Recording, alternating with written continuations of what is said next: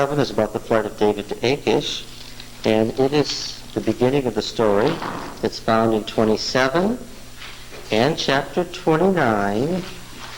David dismissed from the Philistine army.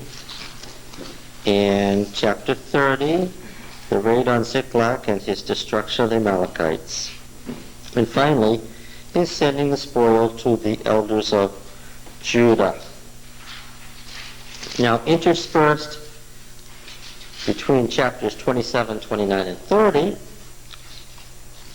is chapter 28 and 31, which are all of one piece, which are a single piece. It was doubtless the Deuteronomic historian who separated the old prophetic narrative about Saul from what was originally a single unit about David and his Philistine service. All of the chapters about David and his Philistine service were once a single unit. They have been split apart. All the chapters about Samuel and Saul were once a single unit. They have been split apart. The author of these units had a single theme in mind. In the one case, the stories of Samuel and Saul derived from the prophetic histories. In the other case, the story about David's year and a half as a Philistine vassal before he assumed the throne of Judah is part and parcel of the history of David's rise. Two different origins, you got that?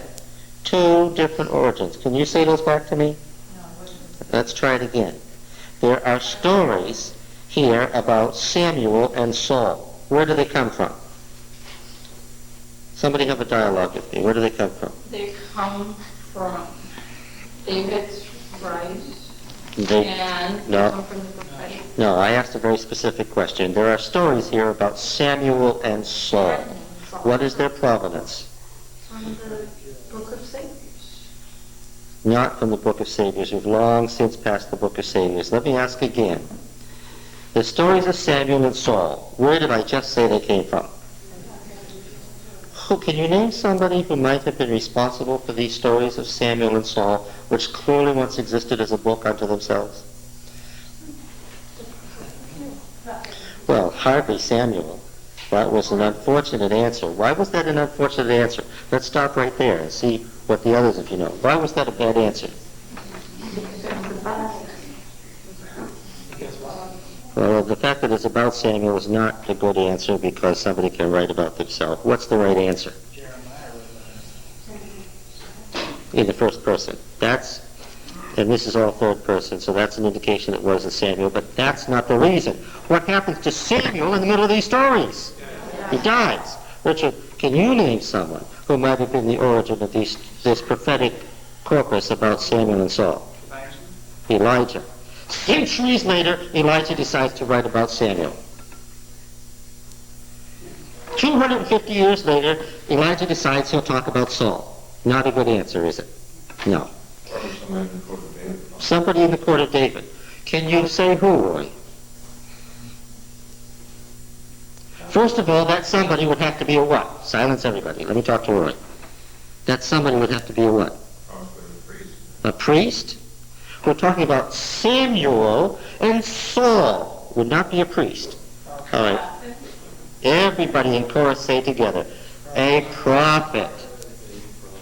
A prophet. Can somebody say? Nathan is one candidate. Nathan wrote Chronicles, we were told. Okay? So Nathan is a possibility. Anyone else? These are stories that show why Saul had to be dispossessed. Why it was within the prophetic movement's determination that it was the will and word of God that Saul be dispossessed. Anybody else? Would not be a priest. Certainly would not be Elijah. Anybody else? Because the question is, burning, why David instead of Saul? At what time? Richard? During the time of David. Say it loud. Say it like you mean it. During the time of David. Not during whose time? Not Ahab. Not during Ahab's time. Did anybody care about Saul versus David in Ahab's time? No. No. Good. Now, can anybody name another person Thinking now, not guessing wildly, but thinking. Is there anybody else who comes as a candidate? We only know one prophet's name in David's reign. This whole book can only say one prophet's name?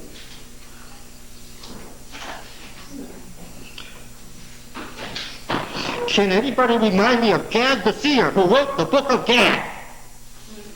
Question. I want to see a raising of hands here, just a raising of hands. How many of you have read Samuel before? All the way through 2 Samuel. How many of you have read through 2 Samuel, the whole book of Samuel, in the last 6 months? Nobody. Well, that shows why we're having such trouble in this class. Let me ask again. Would you please devote some time during the week, we're only spending 2 hours a week in studying the Bible, to reading the Bible so that you know what's in it? That will make it much easier here. Just read it. You don't have to be an expert in exegesis. You don't have to know Hebrew. You don't have to know Greek. You don't have to read all these commentaries. You can find out 90% of what you need to know. How? By reading the Bible. The burning issue. Who has the right to say whether Saul should be dispossessed by David? Only the prophets, say the prophets. And so we have a series of stories about Samuel and Saul clearly emanating from a prophet's pen at the time of David, showing that it was the will and word of God that David dispossessed Saul. Now this is quite different from the series of stories defending David's actions. David didn't kill Saul. David didn't fight against Saul. David didn't kill Saul when he had him trapped. David didn't kill Nabal the fool. David didn't really kill, and so forth, right? He didn't kill Abner. He had nothing to do with the death of Amasa. All those political actions that are defenses of what things David did and didn't do politically are quite different from this issue we're following here, which is the relation, the prophetic relation between Samuel the prophet and Saul the king. You got it? All right. Now, because these two have been interspersed, what are the chapters we're interested in right here? When we come to chapter 27, it has to do with David going to the Philistines. From what hand does that come? Someone in the court of David. Author of, identifying by his name. His name is author of the Apology of David. Who wrote chapter 28? Saul. That comes from the prophetic school. Chapter 29. David is dismissed by the Philistines from the war with Israel. The apology. Give me a name. The author of the apology. Say the whole thing. Say it loud. I'm going to get you to say it as if you believe it one of these days, all on your own. The author of the apology of David. Okay. Chapter 30. David finds Ziklag has been destroyed by the Amalekites and chases after them and kills them. Who's that? Who's that, Don? The authors of the Apology of David. Okay. What about 31? The death of Saul at the hand of the Philistines. The prophet. The author of the prophetic cycle about Samuel and Saul. Let's go back. Now, which would you like to do this week? Would you like to do David and the Philistines or Saul and the medium? Saul. You'd rather do Saul and the medium? I understand why the historian, the Deuteronomic historian, has cut it up and made it fit together in a kind of a chronological sequence. But by doing that, he has confused folks. Let me just say it this way. The Deuteronomic historian didn't know that he was going to be dealing with Bible readers who, one, didn't read the Bible, two, didn't read his language, and 3 couldn't read thematically. Who do I mean by that? Most people now. Yes, okay. Okay. 1 Samuel 15 is where we have to go to save ourselves from confusion. Now we're studying 1 Samuel 28 simply because he said it. Nobody said, no, let's do David. We're studying 1 Samuel 28. What chapter was that? What chapter was that? I know the number. What chapter was that? The one about what? Saul in the medium. Saul in the medium. No chapter more likely to get misperceived and misused than this chapter. Oh boy, the horrors this chapter causes. This chapter doesn't help anybody, does it? Does it say that the dead go to heaven? Now, if anybody was going to go to heaven, who should it have been? Samuel. He should have been right up there in heaven, but where is he? Well, we don't know where he is yet. Don't answer rudely.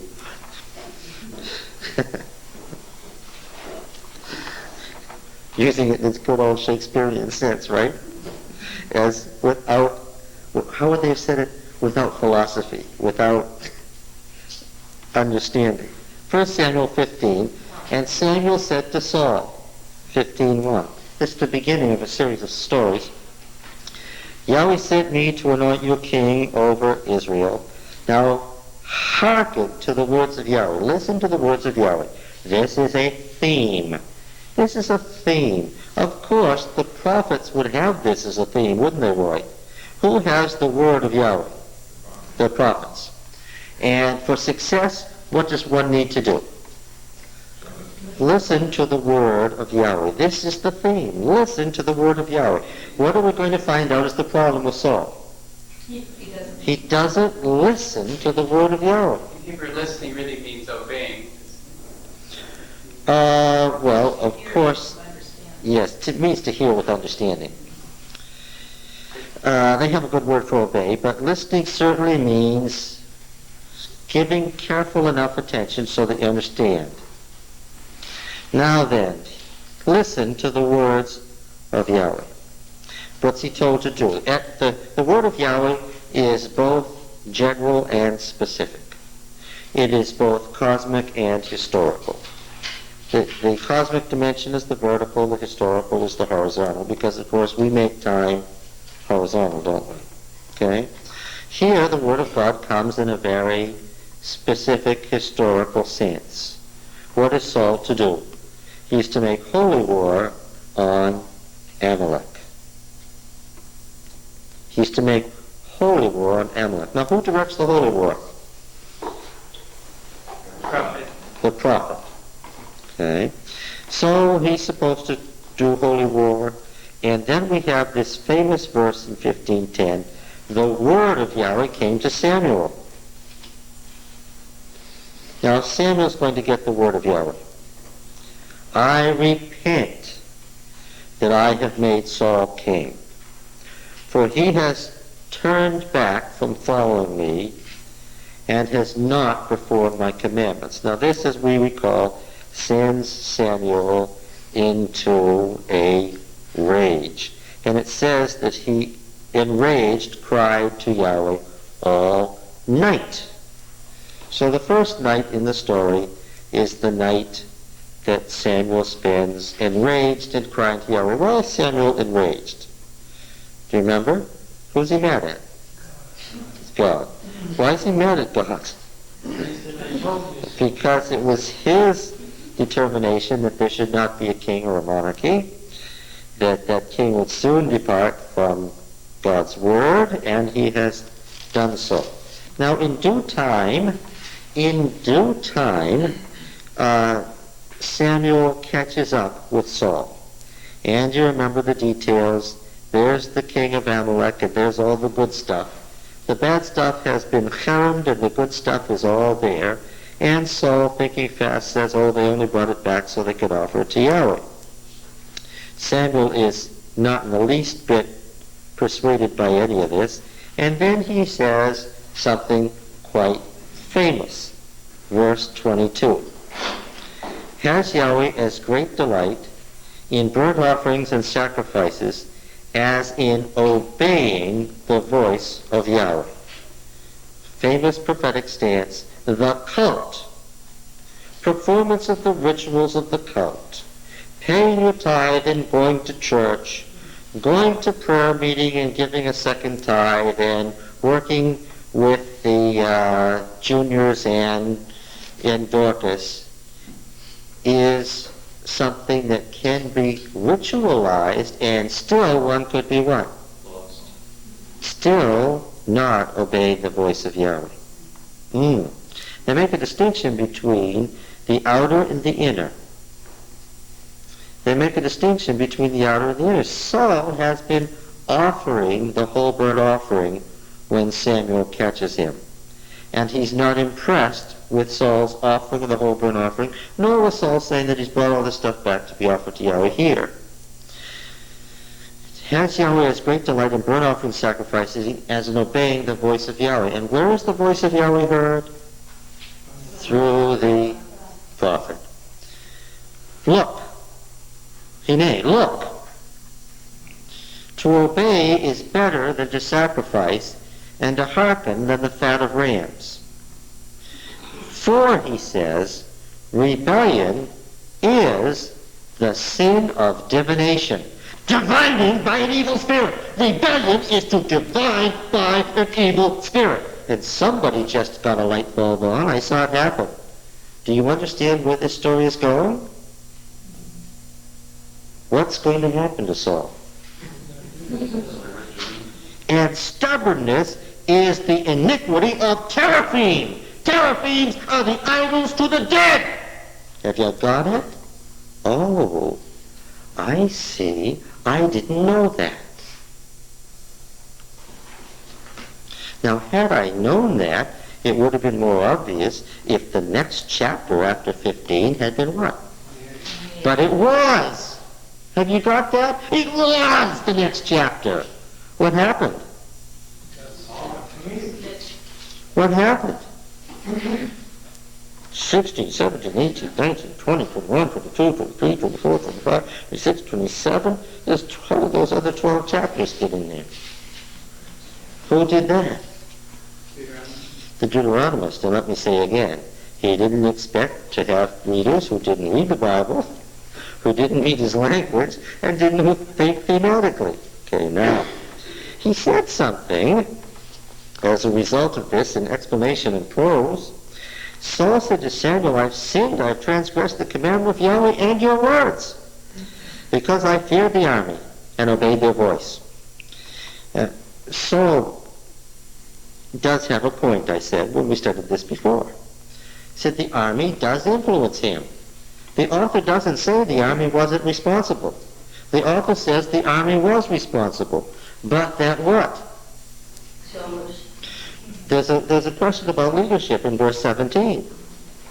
Though you were little in your own eyes, are you not now the head of the tribes of Israel? What's the question? Yes, that's right. They may indeed be the instigators, but what? You're the boss. And so what? If they went astray, whose responsibility is it? Saul needed a little sign on his desk.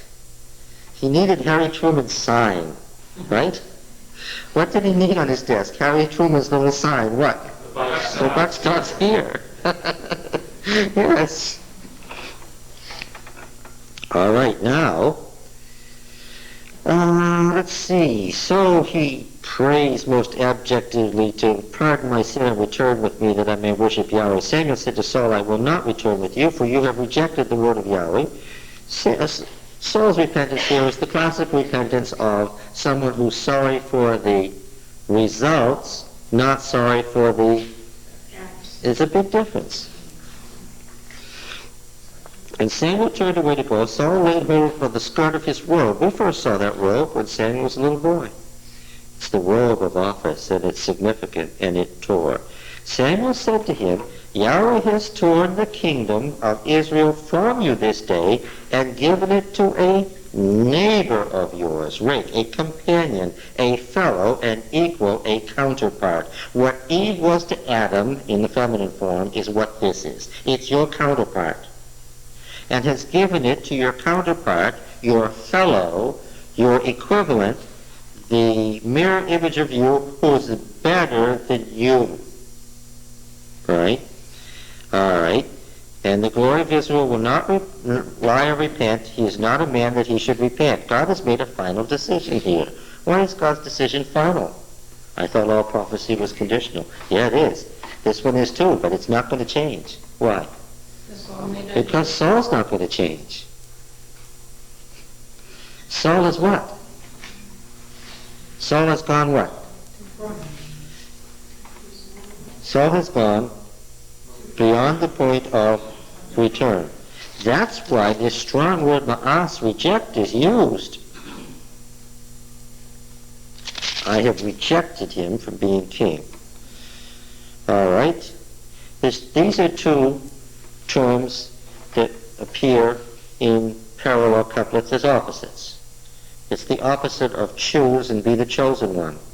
He's chosen by God. He's chosen, designated by God. He's special forever. He's rejected by God. He's special forever in another sense. It's the very opposite of to choose, is to reject. God chose Saul, and then what? God rejected Saul. Okay? Little miniature of the great controversy there. Why did he choose Saul if he knew he was going to reject him? That's what free will is all about. Okay? You can't have free will if you never let anybody what? Exercise free will. If there's no choice, then is there really free will? No. Okay. All right. Now, it says this. Samuel asked for the king of the Amalekites to be brought to him for a particular reason. He sacrificed him. The words used are used for human sacrifice. He sacrificed him to Yahweh. And then we have this in verse 34. And then Samuel went to Ramah, and Saul went up to his house at Gibeah of Saul. And Samuel did not see Saul again to the day of his death. But Samuel grieved over Saul, and Yahweh repented that he had made Saul king of Israel. Now I know that there's another section in here that says that Saul went to Samuel and laid there naked for him. That's all from different sources. It has nothing to do with this story. Anybody who is poverty-stricken enough in their understanding to ask what about that shouldn't be here at this point. The next chapter is the following one. The statement is, Samuel never saw Saul again to the day of his death. And what's the next verse in the story? Samuel had died. Yes, 28, what is it, 3? It happens the chapter division is horrendous here. It's 28:3.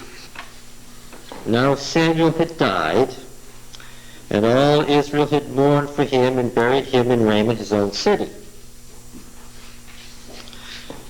Something that you need to know, he's telling you right now.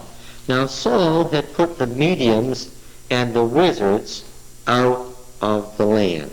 And we saw that before as further evidence upon evidence mounting up beyond dispute that the section on the constitution of the country now found in Deuteronomy was penned by Samuel. Because what does it contain in it? What does it contain in it? Back to Deuteronomy again. Are we ever going to get out of referring to Deuteronomy? Now we're in the Deuteronomic history. Once we've gotten out of the Deuteronomic history, will we be rid of Deuteronomy? No. All right. Where does this section begin, Sharon? Oh, you're asking me? Well, you're the one who usually tells us. It begins... 18:10.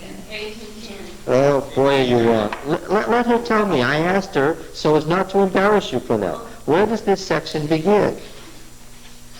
16:18, which is what Sharon has been saying on tape for week after week after week. And it still begins at 16:18. With a remarkable consistency, it stays where it was. It starts at 16:18, and it goes all the way through to the end of 18. Well, that's mostly correct. Remember that verse 20 and onward in 18, addition later and after the fact. Well, to 18:19.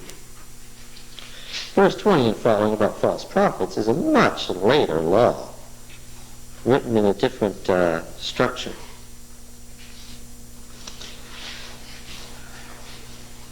Now then, 16:18 to 18:19.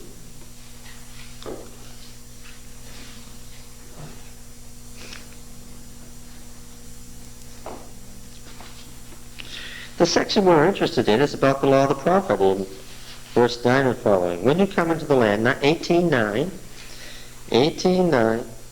when you come into the land which Yahweh God gives you, you shall not learn to follow the abominable practices of those nations. There shall not be found among you anyone who burns his son or daughter as an offering.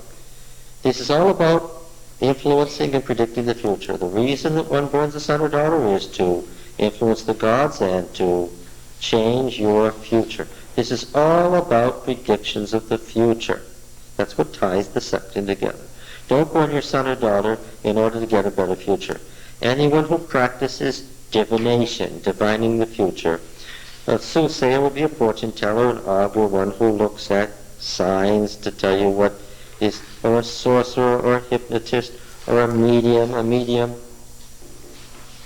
or a wizard, or a necromancer. All right, now, we see that these terms, medium and wizard, appear together, and they appear together throughout the Old Testament. What do these words mean, medium and wizard? It turns out that these same words in this order are found in verse 3 of 1 Samuel 28. Saul had put the mediums and wizards out of the land. Here is the law that forbids the mediums and wizards. It's part of the constitution of monarchy that Samuel wrote up, that's described in 1 Samuel 10, when he called the assembly back together and said, okay, we're going to have a monarchy. I give in, we're going to have a monarchy. You have absolutely insisted, but here's the rules. Okay? Now then, one of those rules was that there'd be no way to tell the future in this new monarchy. There'd be no way to tell the future the way kings usually did. There wouldn't be any soothsayers or mediums or wizards or necromancers or hypnotists or diviners of any kind. There'd be no way to tell the future in this new monarchy. Except what? None of the so-called mantic arts could be practiced. Except what? Except by the prophet. Verse 15, Yahweh your God will raise up for you a prophet like me from among you. And who assumed this prophetic role? Samuel himself did. Created the role of a prophet and what? Stepped right into it. Him you shall heed. Right? I will put my words in his mouth. So that's the word of God. Who can tell the future? The prophet can tell the future. Who else can tell the future? No one. All right. Now then, what is the actual wording behind this here? And Saul put out the mediums and wizards out of the land, 28:3. Do you see that? Does everybody have that?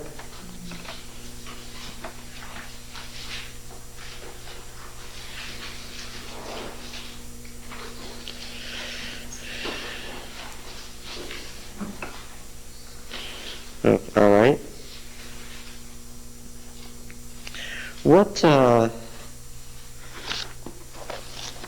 do we have here for words? Does anybody know anything about these words? Has anybody ever looked up any of this or know any of this? Yeah. All right. Well, let's see. Come up here. Come up here. Okay, so first we have O.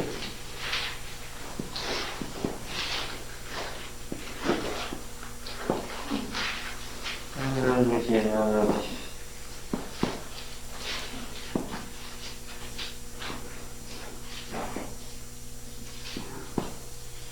Yadoni.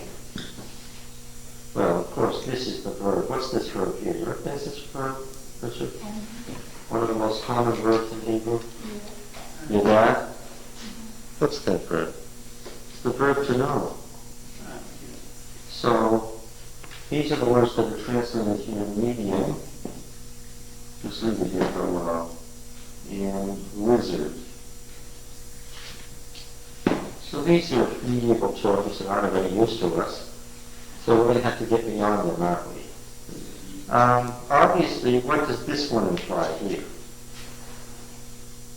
If this is based on the word Yadah. What? It's one who knows, of course. It's a knower. And what does this knower know? The future. Sometimes translated familiar spirit. Right? What's he familiar with? The future? Mm-hmm.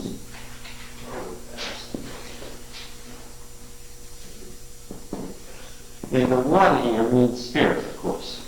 The spirit who knows. Now, medium, is a very ancient word. It's found in lots of Semitic languages and their parallels. And it's used in several different ways, all of which appear here in this chapter. The sometimes refers to the departed spirit, and sometimes to the person by whom that departed spirit speaks. In that sense, the word medium is okay, right? When it says Samuel said here, who was doing the speaking? The medium was talking. Was Samuel's voice heard by anybody? I'm not sure if you understood what was going on. Did Saul hear Samuel's voice and say, "Oh, you sound just like you always did"? What did he hear? He heard the medium's voice. So the was either the departed spirit, or, in this case, the medium by whom that came. And also, it's a word for a spirit pit. And that is also here. What? A pit? What do you mean by a pit? I mean that the medium did what? It was the ground. The medium did what? He had a ritual pit. Now what was put in this pit? Archaeologically, some of these have been discovered. What was in this pit? Well, of course, offerings to the dead spirit. Naturally, offerings. Black animals were preferred for the relationship to night. Black pigs, black dogs, black cats. Yes. And roosters. Yeah. And in one of them they found, in more than one of them, partly they found ladders. What was the ladder for? Symbolizing the spirit's ascent from the underworld to the plane of the world. Okay. This pit or opening was done for a very simple reason. So that what? So that the spirit could what? Get out of the ground, you said. Ha'aretz, the underworld. Yeah.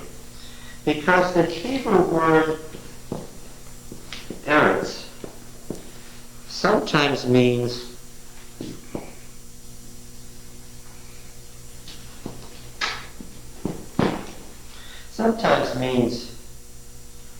earth or ground or land, but it also technically frequently means what? The underworld. And here we'll put a capital U for the underworld. Earth, ground, land, underworld. Okay? And that's going to appear here too in the story. Any questions so far?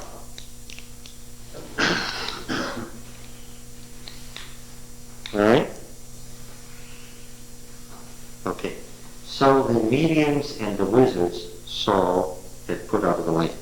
All right, come back over here, Roy, and we're going to read a little more now. We may need to say some more things, but we'll... So, pit, spirit, medium.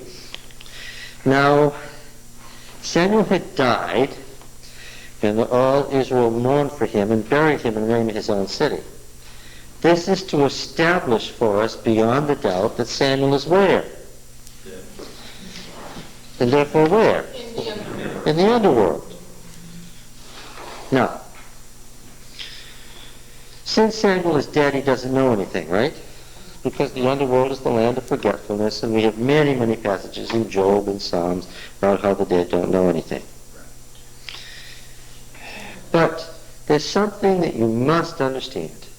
Life and death in the Hebrew mind and in Bible teaching, therefore, were on a continuum, on a plane, on a continuum. Okay? Is everybody with me? All the way from full life, total life, life unending, life immutable, life self-existing. That is what? That is God. That is Yahweh. That's not nature, that's what? That's Yahweh. That's not the gods. That's not nature with a capital N, that's what? That's Yahweh. And then the divine beings who surround him and so forth, and down the continuum, and somewhere in the middle we find what? Man, right?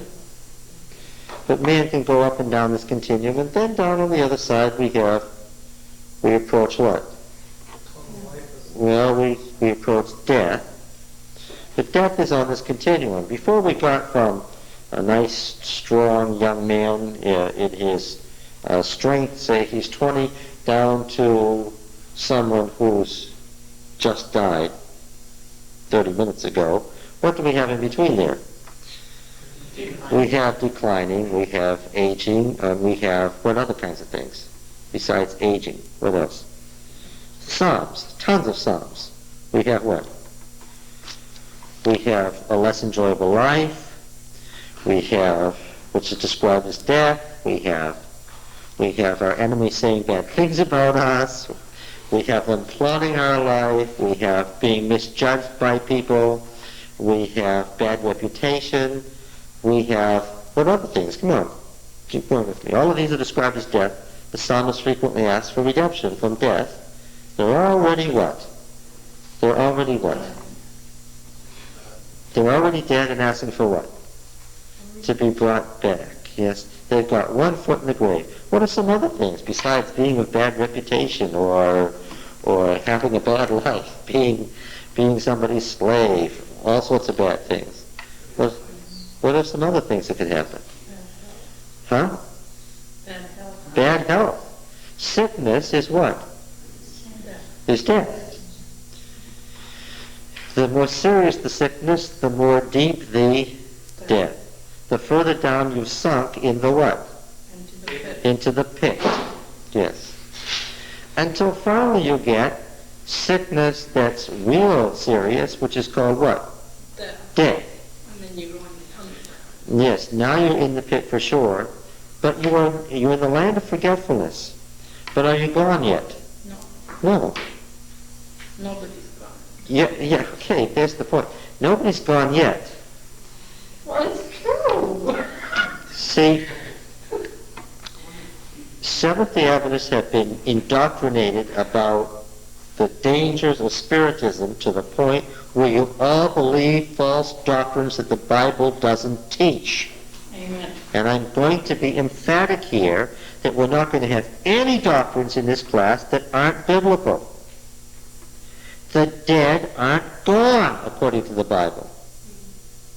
They're dead. But what? But they're there. But they're there. Being dead isn't what?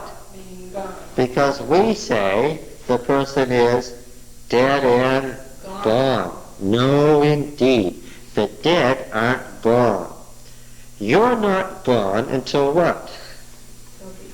Until what? Until what? Until Yahweh says you're gone. When Yahweh annihilates you and cuts off all memory of your existence, then what? Then you're gone.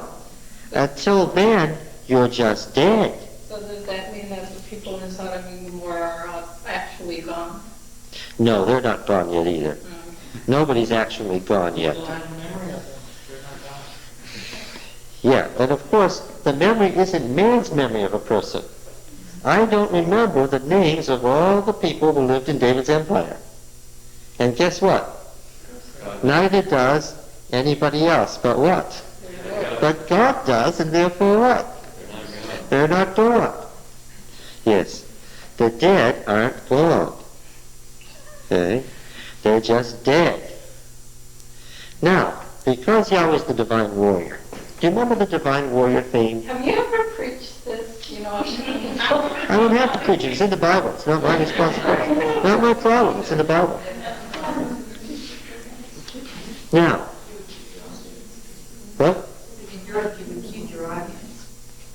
In this country, you would lose them. Well, I hope you wouldn't lose anybody, that you'd have everybody saying, what does the Bible say?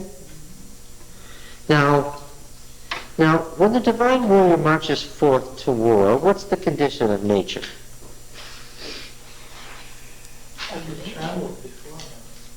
Yeah, and if it's trembling, what's happening? We've read these divine warrior texts so often. Well, what's the... No, it's not wonder now. I'm asking the condition of nature in the divine warrior. Don't guess if you don't know.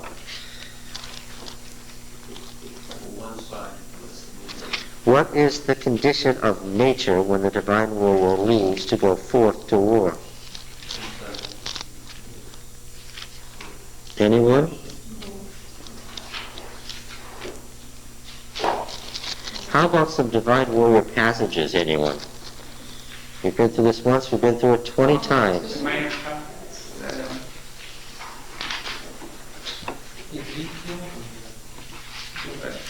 Ezekiel would be certainly a great divine warrior passage. Where is it? Ezekiel 8. Ooh, that wouldn't be where I would start in Ezekiel about divine warrior. Can we have some march of the divine warrior texts? Psalm 24? Well, what's Psalm 24? What's going on there? Is the divine warrior marching out there? What's the divine warrior doing there? At what point in the great cosmic battle is Psalm 24? Wait. Where is this? Locate this. Has the battle been fought, or is it yet to be fought? It's done. What's the situation with the divine warrior here? He's come back victorious. He's entering into the cosmic mountain, to the cosmic temple, and taking up eternal kingship. What's the condition of nature when he does that?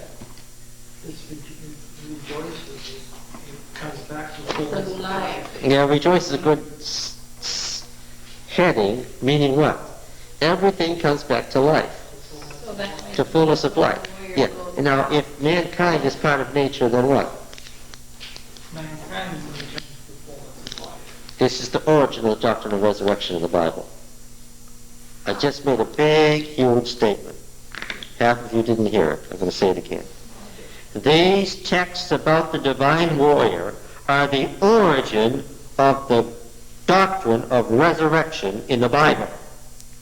That's why I spent so much time with you about the Baal epic and the cosmic battle mythology. When the divine warrior marches out, what's the condition of nature? It's dead. It's dead. How much of it's dead? All of Oh, it's all dead. And if the divine warrior is not victorious, what? it's going to stay It will stay dead forever. When the divine warrior conquers, what does he do? He comes back. And when he comes back, what happens? He restores life. Yes, that's what I was thinking. Psalm 29. The divine warrior is on the march in Ezekiel 1.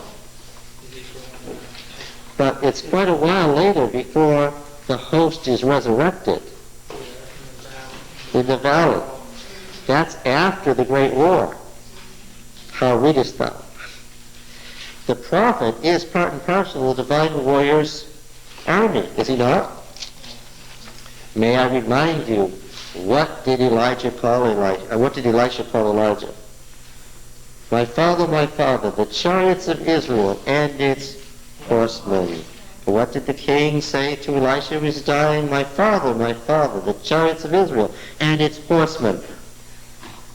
What did Elijah do? He called the storm, as did Moses, right? He called the storm. He called fire, the lightning down from heaven. He called the storm, as Baal did.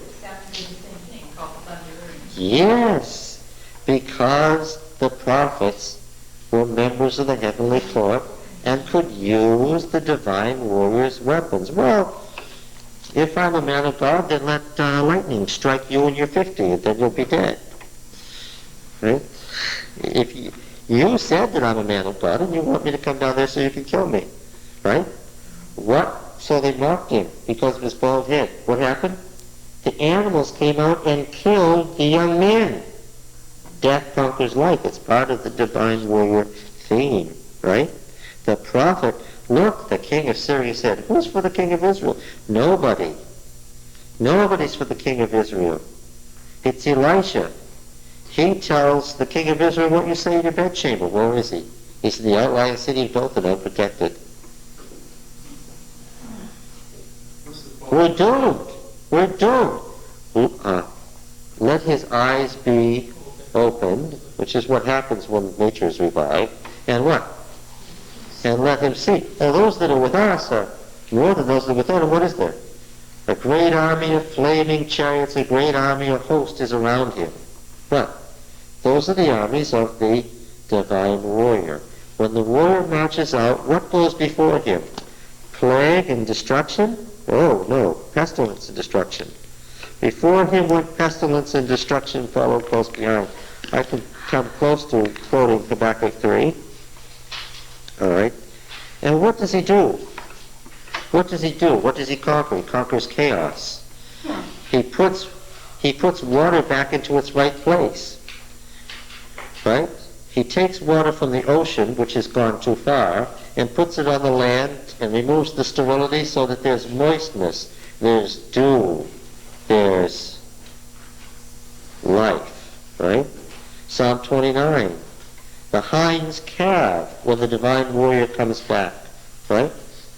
There's resurrection, and you'll find the resurrection texts, which are far more numerous than you realize in the Old Testament, because they're couched in divine warrior imagery. And if you don't know that, then you don't know you're reading resurrection text. That's what our Revelation is about, then, the divine, I mean, it's the imagery of Revelation is from the divine warrior theme. And when the when the cosmic battle is fought, then life eternal begins. And what happens? At that point, one of two things happens. At that point, everything comes to life, or it is annihilated. Then it's what? Then it's dead. Then it's gone for real. The true death, right?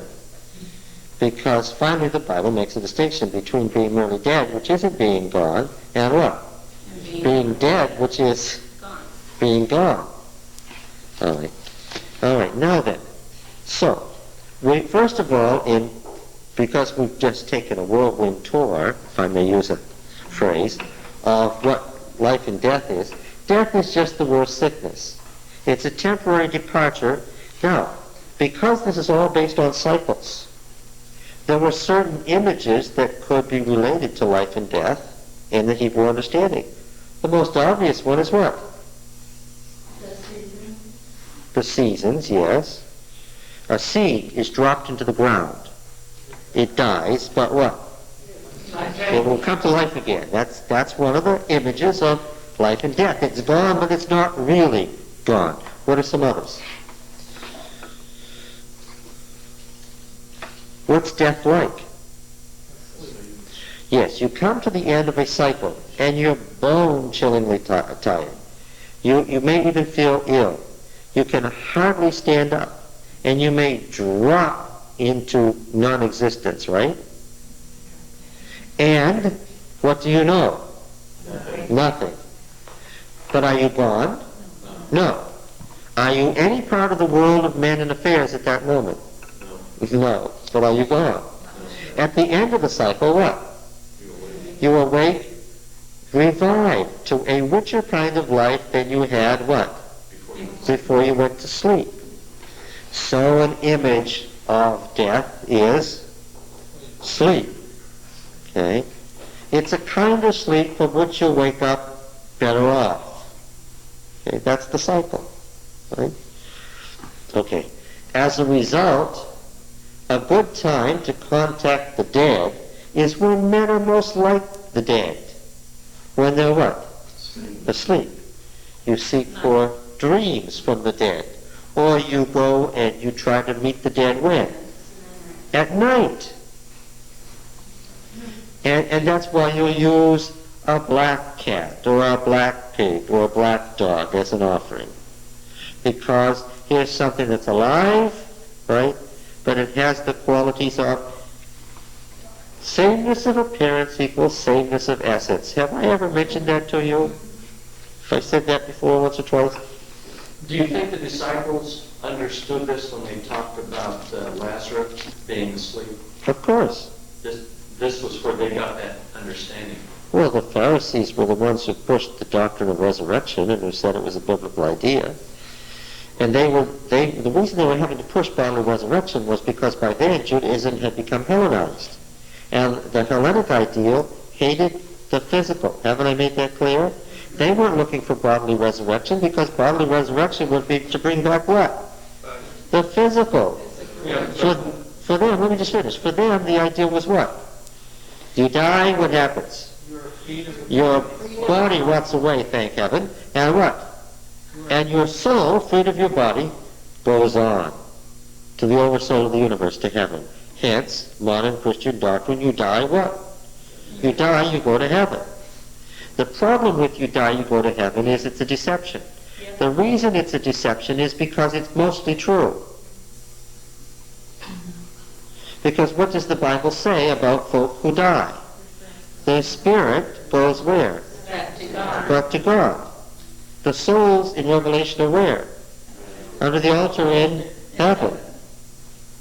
Well, I wish they hadn't gone to heaven. Don't say you want to depart and be with Christ. Please don't say that. Let's kick the Apostle Paul in his old age for saying that. To depart and be with Christ, he's contemplating what? Death. Yeah. All right. The problem with that is it's mostly true, and there's a lot of texts that affirm that the dead go to heaven, and that's why it's a deception. As you can find in the Bible, it's half of the story. The other half of the story is that the dead, being asleep, are what? Are slumbering unconsciously, but they're not gone. They're never really gone. Never ever really gone. All of this is temporary till the cosmic war is over. One thing that we could do in 1 Samuel 28 is we could do something really stupid. We could claim that Samuel isn't Samuel here. What does the author say? It's Samuel. It's Samuel. Is there anybody here who doesn't think it's Samuel talking? Now Samuel had died, and all Israel had mourned for him and buried him in Ramah, his own city. The reason that's told us in verse 3 is so we'll know where Samuel is. He is in the underworld.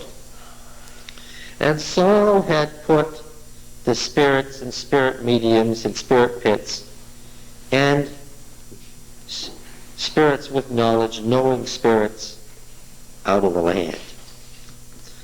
The Philistines assembled and came and encamped at Shunem, and Saul gathered all Israel, and they encamped at Gilboa. When Saul saw the war camp of the Philistines, he was afraid, and his heart trembled greatly. Now this is right after Samuel has said what? No, Samuel didn't say that. This is right after Samuel has said what? Yeah, Yahweh has torn the kingdom from you this day and given it to a fellow of yours who is better than you. Now, as it now stands, there's a long, suspiciously long interval between Samuel saying the kingdom's torn from you this day and Saul's having it torn away. No prophet would have written that way, do you understand? When Samuel says the kingdom is torn from you this day, what's going to happen next? The kingdom's going to be torn from him. Yes. Yes, sure. It's not going to be 17 chapters later. Yes, because it's the Word of God. Yes, so now, here, why is Saul afraid? Because what? Samuel was told him what? The kingdom was torn from him. Yeah. All right. So he's going to what he thinks is the next best thing. So, remember he asked Samuel to change his mind. And Samuel said no. When Saul saw the war camp of the Philistines, he was afraid, and his heart trembled greatly. Remember, he had been on a holy war against the Amalekites, and he hadn't carried it out. And his heart trembled greatly. And when Saul inquired of Yahweh, Yahweh did not answer him by dreams, or by Urim, or by prophets. So what, since this is a holy war, what always accompanied a holy war? Direction from God. A prophet? Yes. What else? A priest with Urim? Yes. And the king, if he was in a especially close relationship to his God, could get what? Directions by dreams. So here is Saul, not ready for the battle to begin. He doesn't get any dreams. So what does he consult? He consults the Urim. Now, in this story, Don't even say it. Don't embarrass yourself. This is one set of stories. He consults Urim. He does have a priest with him. There is an ephod. He does have an Urim. What is not any part of this story, Richard? the story of the slaughter of the priests Everything between 15 and this chapter, what? Does not exist. Thank you. He saved himself here. He was going to ask a very bad question. He does consult the priest, and what happens? He asks a question that should turn up yes or no each time. What does it do? There's no pattern. You can tell by casting a lot that what? It's not answering you. So he consults the prophets. He does have prophets, Richard, and he consults them. But what? They have no answer for him. Is anybody confused about this? These are the next verses after chapter 15. Do not read into it what? 15. What doesn't exist. Okay? The prophets don't have any word from God. So, he says, seek out for me a Eshet oath, a woman or wife of a spirit, also called Baalat oath, a lady or mistress of a spirit in this chapter. And what have we been told? you've been put out of It's part of the rules that you can't, what? Can't consult such a person. All right. That I may go and inquire by her. And his servants, who know too much about it, say, look, there is an Eshet old at the spring of Dor, which wasn't far away. So he's done all the things that need to be done. Why is he asking for a woman? Is that anything? Because they're wiser. I don't know, forget crazy, I don't know. The words show us that this profession could be carried out by men or women. Okay? Why does he ask for a woman? Weren't they considered to be wise in those days? Because of the associations of women with wisdom and wisdom teaching. She has got it right, even though she's being snide here. All right. So Saul disguised himself and put on other garments and went, he and 2 men with him, and they came to the woman by night. Okay? By night. When would you go to consult the dead? At night, of course. Why? And he said, divine for me. Now, Kesem certainly means foretell the future. There's no other meaning to the word but to divine. To divine in English means what? What does the word divine mean? Divination means what? Yes. To foretell. It's just an old English word that means prophesy. Divine for me by a spirit, an old, a dead spirit. What's left of a person who has now died? What's left of that person? And the person, because they're not completely gone, there is something left, isn't there? How are the spirits described in the prophets and in the Psalms and so forth? What's their condition? Well, first of all, we know they're doing what? What's their business to do? They sleep. Mostly, their life is taken up by what? Sleep. What are some other things that would characterize the spirits of the dead? They're weak. That's the next word that I would have. Are those spirits of the dead the same? Just the spirits of the dead. The There is no distinction between dead good people and dead evil people is later.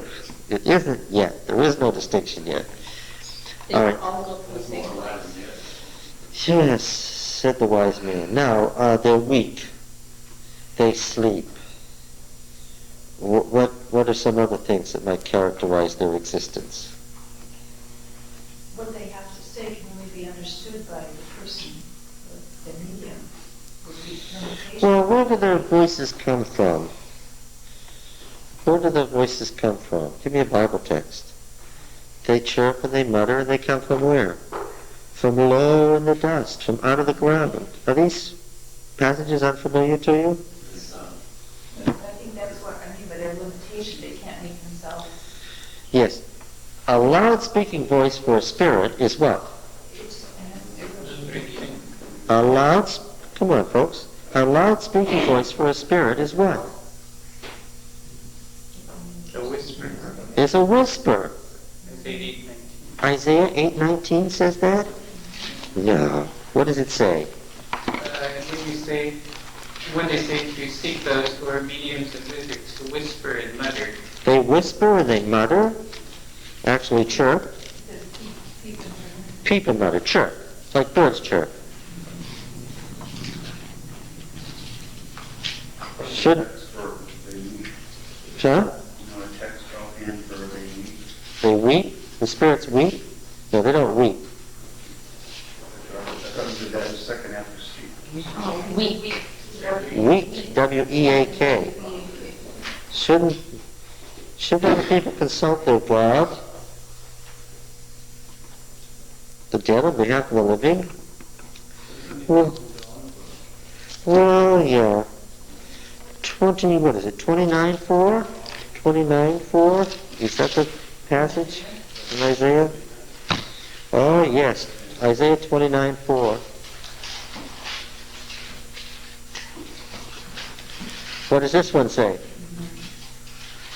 You shall speak in the name of refuge, The- You shall be low out of the dust. the voice of a ghost.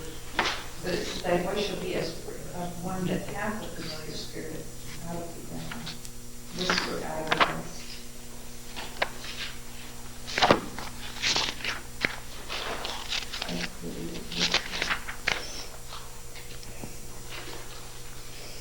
No, it's not a eretz.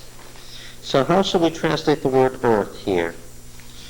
Somebody got an RSV or a modern translation? Isaiah 29:4. Anyone? It just says ground. Well, then you're reading B. I'm reading A. Let's do it in order. Then I speak with you from the low in the dust. You have dust is 4A. No. Better not have. Right. the people, wait a minute. What's 29.4a? From the deep from the earth. Does everybody have deep from the earth? Ground. Okay. Read your verse, please. You say you have dust. Read your verse, verse 4. You shall be brought down, you shall speak out of the ground. There's the word, ground. That's far enough. You were misreading the verse. Then deep from the earth you will speak. How shall we translate it? The underworld. Then deep from the underworld you shall speak. From low in the dust your words shall come. Your voice shall come from the ground like the voice of a ghost. And your speech shall whisper out of the fine dust. Okay, you were misreading. It's poetry. You've got to read all 4 lines separately. What's the strong speech of a dead person? It's a whisper. Why? Because he's what? Because he's weak. Is everybody clear on this? All right. Well, we might as well read some more of these. 2 Kings 21:6. What's that about? This is in a...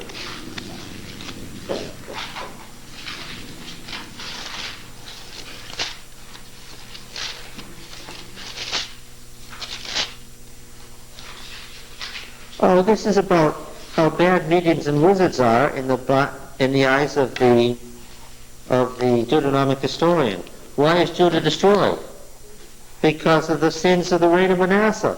And what did Manasseh do?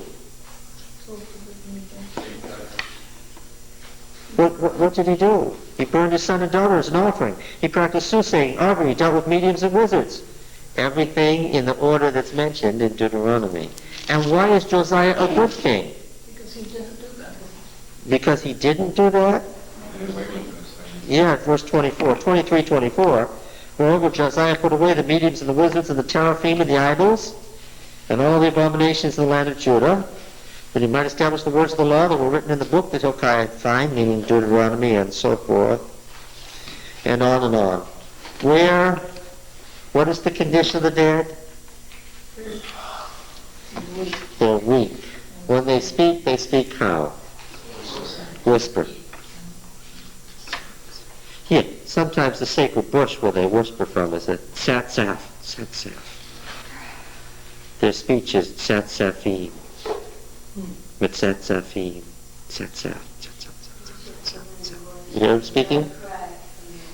I don't think you heard him speaking, Glenn. You were too busy being a live person talking. Now listen. Listen.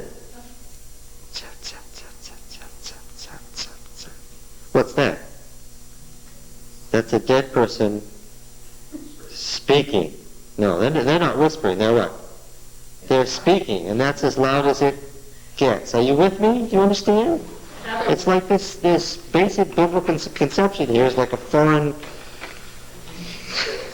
In other words, you cannot communicate with them because you can't hear what they're saying anyhow because they're too weak. They're too weak, that's right. So They were in brown. How do we contrast that to when they're dead, like the blood cries out to me? Oh, no, that's a different thing. That's what God sees. That's God seeing God's justice. That's a totally different thing. You're running together apples and oranges. They have no relation. I'm talking about the condition of the dead. They can't really influence things on earth, Job says, right? What relationship is there between this idea and when Hey, Sharon, please. Elijah finding God in a whisper? Oh, there's a close relationship. In the still small voice in the mountain. There's a close relationship because all the, what did he want? He wanted the thunderstorm, He wanted the whirlwind. fullness of life, a shouting voice. He wanted the what? The signs of what? Say it critically, as if you have Some knowledge now. He wanted what? Say it correctly. He wanted to see a theophany Of what? The fullness of God. Of what? Of God is what? God is a warrior. God is, yes, God is the divine warrior. Right. He wanted to see the divine warrior. Yeah, now when we come to that, we'll see why he didn't see the divine warrior. There was a specific reason for that, but we're not going to do that right now. But it was divine warrior, that's right. What did Elijah, how did he come on the scene? What did he do? Well, he had just killed all the prophets. No. Elijah, what did he do? Elijah didn't kill all the prophets. Yeah. He didn't ask for anything. What did Elijah do? How did he come on the scene? He went and told Ahab there wouldn't be any rain or dew. Oh, he did what? He struck the earth with drought, with dryness, with sterility. What happens when the earth is struck with sterility? What does that mean? Yes, what does that mean? Where are we in the cycle? Down towards the underworld. What's the divine warrior doing? Getting ready to come forth. To go forth to battle. Has the battle occurred yet? No. And if he loses, what? Will stay like this forever until everything dies, right? Sterility in nature. And if he wins, what will there be? There will be rebirth. How will we know that the rebirth has come? The rain will come. The arrival of the great thunderstorms will indicate that the battle has been fought and what? The divine warrior has won and the time of resurrection has come. Before the time for resurrection ever came, there was a promise of its coming to Elijah. How? The small cloud. No. Before the time, that was the time. The divine warrior was on his march back to the cosmic mountain. Long before that, there was the great promise that it would come. What happened? Before the time for resurrection came, the widow's son died and what? Raised. Can't you give me a better word than that? Although that's the technical term for it. Give me your English word, because I know that you don't know you're using a technical term. The widow's son was what? Was resurrected. Yes. And this was, it's where it is intentionally. It was a what? That was a promise of what? The resurrection to come through Elijah himself. Yes. Now getting back. Yes. So Saul disguised himself and put on other garments and went, he and 2 men with him, and they came to the woman by night. And he said, divine for me by a spirit, and bring up for me whomever I shall show to you. Those are 2 requests.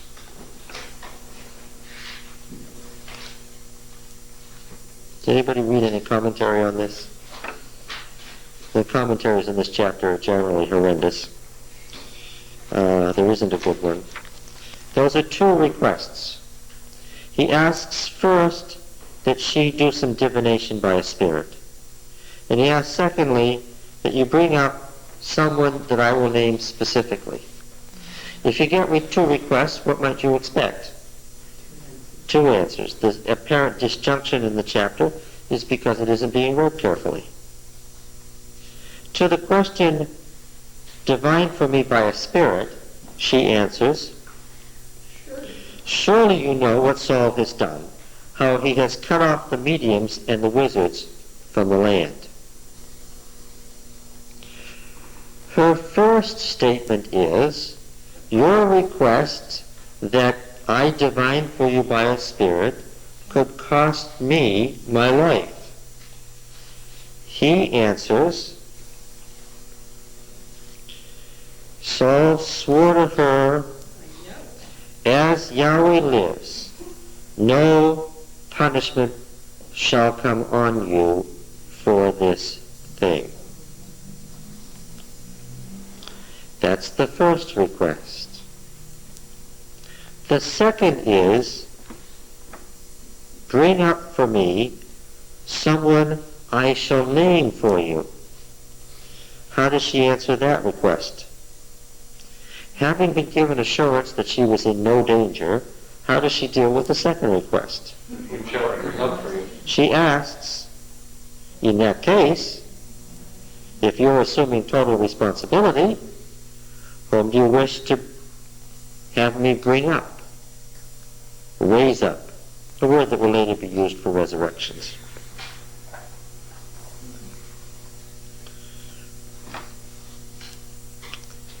He said, bring up Samuel for me. What do you think the woman thought when she heard that?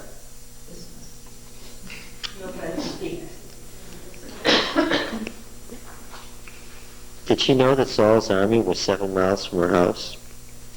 Probably. Now you notice there's a long ellipsis at the end of verse 11. What does the prophet who wrote this not deign to tell us? He has no intention of telling us. There's no description of what? Yes, no description of the ritual. There's a long ellipsis there. There's silence on the part of the biblical writer, very intentionally.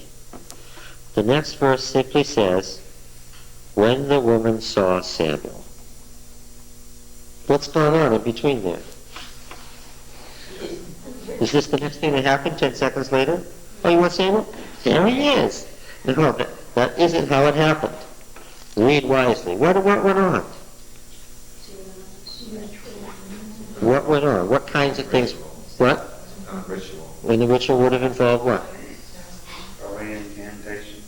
Incantations, yes. Bones and all kinds. What else? A sacrifice would have occurred. The woman would have gone where? To her pit. To her pit. Yes. Sacrifices would have been made. Offerings had to be made. Money had to be exchanged, and so forth. Inducements had to be given to the Spirit to do what? To rouse up. Because one of the things we've noticed about spirits, and if we followed all the Old Testament texts about spirits, one of the things we would notice about them is what? They don't like what? Because they're weak and slow and in a subhuman death state, what do they not like? Being disturbed. They don't like being disturbed. You have to try to induce them to come to you, and they won't always come because what? They like to stay what? Sleeping. Certain people in the morning. Yes, don't like what? Don't want to get up. Yes. Now, was part of the reason for the sacrifices to transfer the life force from the sacrifice to the spirit? Exactly. There was the hope that by putting the life force in the pit, you would give the spirits a jolt of energy to help the spirit what? Get up. Get a cup of coffee. Yes, this is their caffeine here. All right. All of those things are omitted with obvious intent on the part of the prophetic writer. Now, she obviously knew who Samuel was. Sure she did. Why did she wait till after she saw him to point a finger at Saul and say, "You deceived me"? For a very, very intentional way. The spirits what? Give what? Well, whether she has her suspicions or not, what do the spirits give? They give knowledge. The author is telling us that Samuel has told her what? Who the man was. That the inquirer is Saul. So she, when she is told that, shrieks because she may have suspected it anyway, but now the Spirit tells her that you've got Saul there. Saul kills her. Yes. Yes. This isn't good news. And one gathers that, of course, Samuel has said something despicable to her for being a medium. He is, after all, a what? A prophet. Yes. And so she screams with a loud voice and said, "Why have you deceived me? You are Saul." Where did she get this information? From Samuel.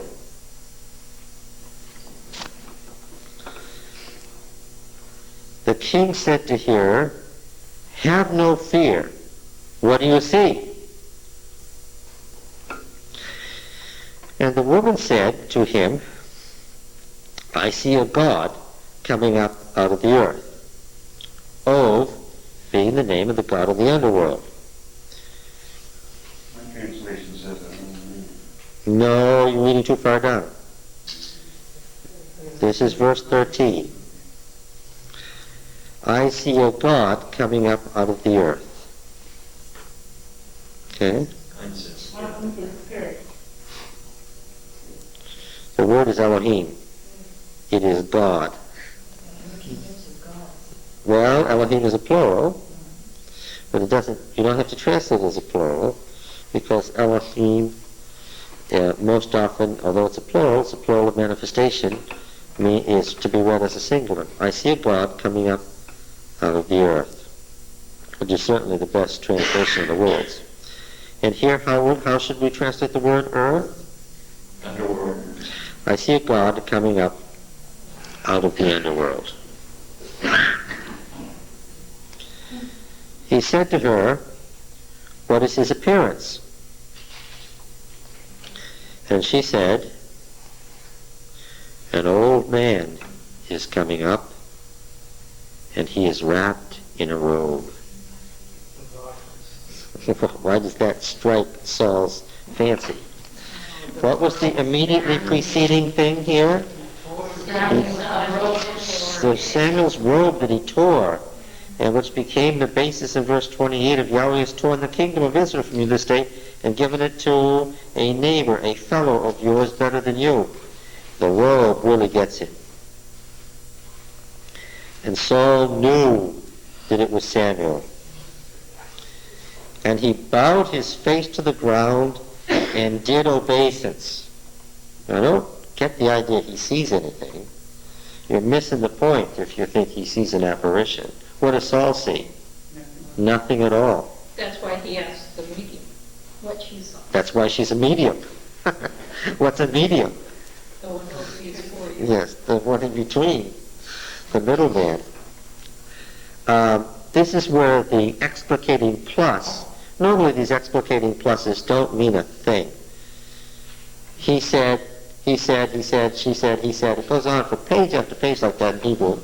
And the later writers, to make it easy for you, will say Saul said, David said, Aunt Jemima said, and so forth. So you know who's talking. And there's an explicating plus in verse 15 that shouldn't be there. It isn't in Vaticanus, the best witness to the old text, and it shouldn't be there. Because it says, then Samuel said to Saul, and you got to get rid of the to Saul because it isn't in the text. And here, the person who added it hasn't been helpful at all. Well, then it ends up. Right? Because he's not speaking to Samuel. Who's speaking to Saul? Who's speaking to Saul? The medium is. Yes. And Saul knew that it was Samuel, and he bowed with his face to the ground, and he did obeisance. I know what Saul hopes, because I read the immediately preceding chapter. I know exactly what's in Saul's mind. He's hoping what? What exactly is he hoping? Don't guess. Tell me on the basis of the text. Yeah, if you don't know, go back and look. That was his request, that was what he would be. Yeah, that's right. What did he try to do before? Verse 24. I have sinned, I have transgressed the commandment of Yahweh in your words, because I feared the army and obeyed their voice. Now therefore I pray, pardon my sin. Return with me, you are worship Yahweh. He wants the badness that he's going to get to go away. And Samuel said to Saul, I will not return with you, for you have rejected the word of Yahweh, and Yahweh has rejected you from being king over Israel. Samuel turned away. Saul laid hold fast on the skirt of his robe, and it tore. Samuel said, Yahweh has torn the kingdom of Israel this day from you, and given it to a neighbor of yours who is better than you. And the glory of Israel will not lie. Repent, for he's not a man that he should repent. What did Saul want? He wanted him to repent. And he wanted Samuel to be the one who would do it. He wanted to get Samuel to get God to change his mind. Why is Saul there? So he can talk to Samuel, so that Samuel what? And it will change his fate, change his future. Saul hasn't gotten it, right? Saul is a man whose mind is blinded. He hasn't gotten it. If God isn't answering by dreams or Urim or prophets, what? Samuel is not going to have a different answer for him, right? Getting Samuel will, by means of a medium will only what? Make it worse. Yeah, but Saul was a man who used influence. And Yes. he was a man who trafficked in influence. Yes, So he knew that Samuel had great influence with God. yes, So he said, well, maybe if I can get to Samuel, I can use him to influence God. And then God will answer. yes. But Samuel was the only medium between Saul and God. That's right. That's exactly how Saul thought of it. That's right. Everybody else is lesser. These other prophets have no word from God, and Urim doesn't do it, and I haven't heard any dreams, but what? But Samuel will know. He's the one who set him up in the first place. Well, of course, Not God. go get him. See, the prophetic author is very, very, very unhappy with Saul's action here. He has nothing to say about you couldn't get to Samuel. Sure you could. But what? You think that by going to a dead prophet, you can get a different answer than going to a living prophet? Well, let me tell you about someone who tried it. Okay? He doesn't say you can't get to a dead prophet. He says what? Dead prophets won't give you different answers than living prophets. So, yeah. And does Samuel have the prophetic word here? Is he divorced from God though he's dead? No. All right. Then Samuel said, "Why have you disturbed me by bringing me up?" So Samuel is happy or unhappy to see Saul? Yeah. I told you I wasn't going to see you anymore. Sheol beneath is stirred up to meet you when you come. It rouses the Rephaim to meet you, the dead spirits. All who were leaders of the earth raises from their thrones. All who are the kings of the nations, all of them will speak and say to you, "You too have become as weak as we?" What am I reading? I'm reading Isaiah 14. Yes. The funeral dirge over the Assyrian emperor.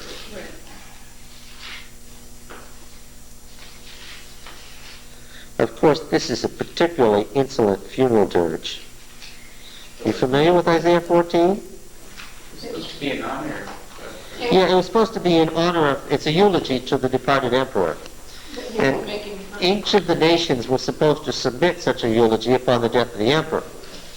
So Isaiah writes a dirge that he suggests be Judah's dirge to the emperor. Tongue-in-cheek, of course, because if they ever sent this to Assyria, they all would have been down there in the underworld in no time. The Assyrian emperor is styled king of Babylon because Babylon was the holy city of Assyria. And this is all written in the kinah, the slow, sad dirge meter in Hebrew. And this is to be sung slowly and sadly, and here are the words. How the oppressor has ceased. His insolent fury has ceased. Yahweh has broken the staff of the wicked, the scepter of rulers. that smote the peoples in wrath with unceasing blows, that ruled the nations in anger with unrelenting persecution. The whole earth is at rest and quiet. They break forth into singing. The cypresses rejoice at you. The cedars of Lebanon saying, since you are laid low, no hewer has come up against us. So that the death of the Assyrian emperor is what? Is what? Is the moment of the resurrection of the rest of nature. Sheol beneath is stirred up to meet you when you come.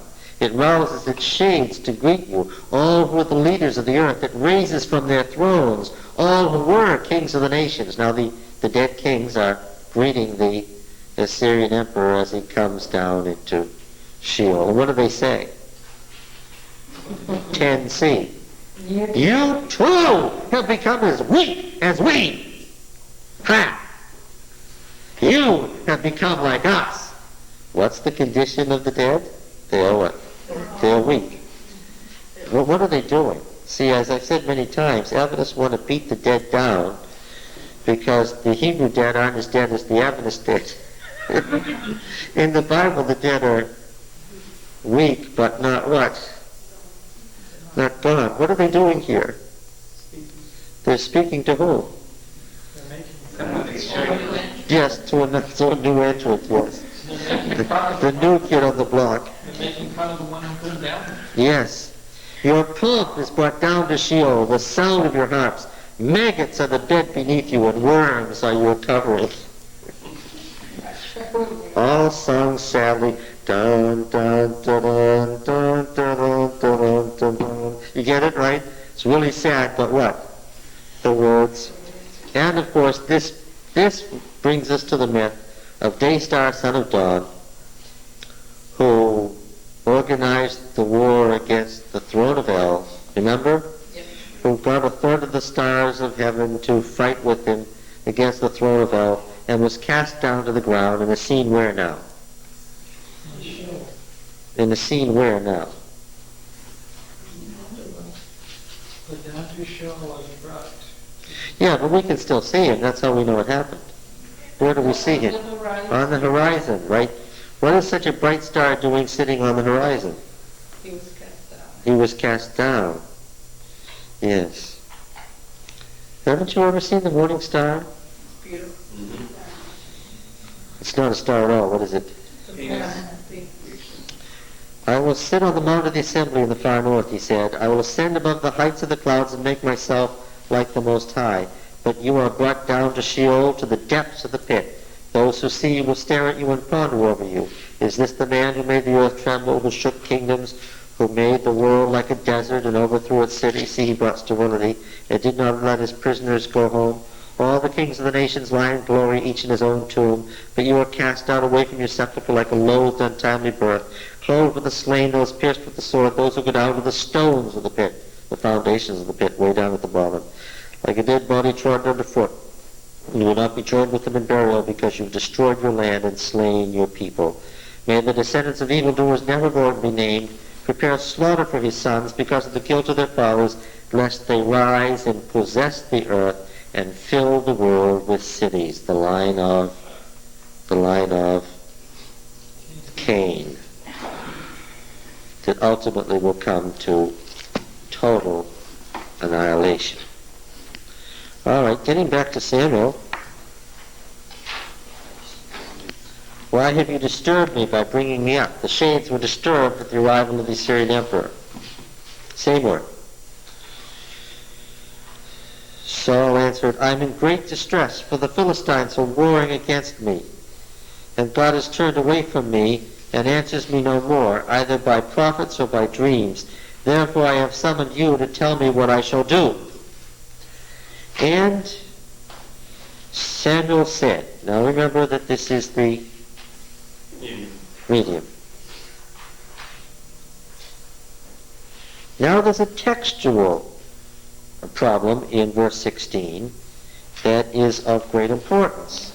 The Septuagint says that Yahweh has turned away from you and given it to your fellow,